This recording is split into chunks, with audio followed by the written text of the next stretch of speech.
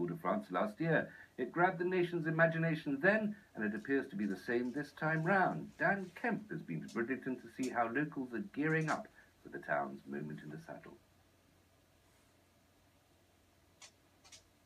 Sir Bradley Wiggins was the first Briton to win the Tour de France, a multiple-time Olympic gold medalist and a former sports personality of the year. But on Friday, his stage is East Yorkshire. It's not just about the famous names, but also the people who are getting behind the race. Local guest houses are doing a good trade ahead of race day, and they're now ready to welcome visitors to Bridlington.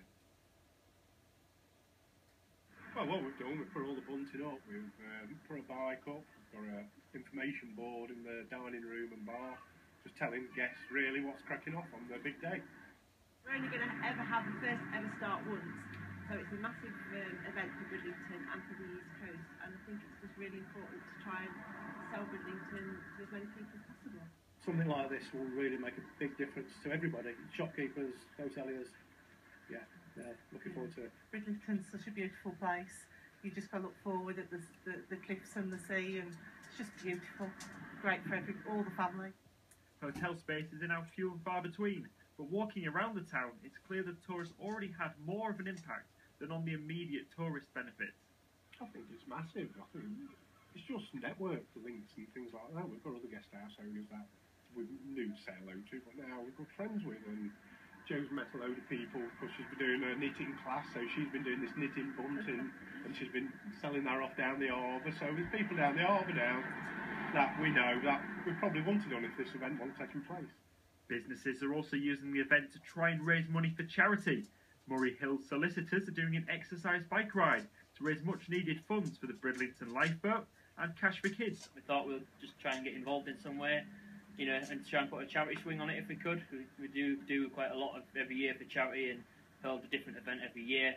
So we thought, you know, we'd jump on this bandwagon, people get interested, and, you know, it suits everybody. It'd be amazing, to be fair, when you saw the interest in, you know, the Tour de France. I know it's not quite on the same size scale, but it will be.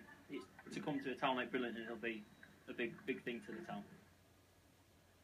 Aldridge's Fish and Chip Shop has recently been crowned Chip Shop of the Year by one local newspaper, and they've found a unique way of celebrating the race starting in Bridlington. The fish is being battered blue to reflect the colours of the race. The blue fish and chips is quite simple. It's just using blue food colouring into our normal batter mix. So it'll taste the same, it'll be just as crispy, just as tasty, it'll just look blue.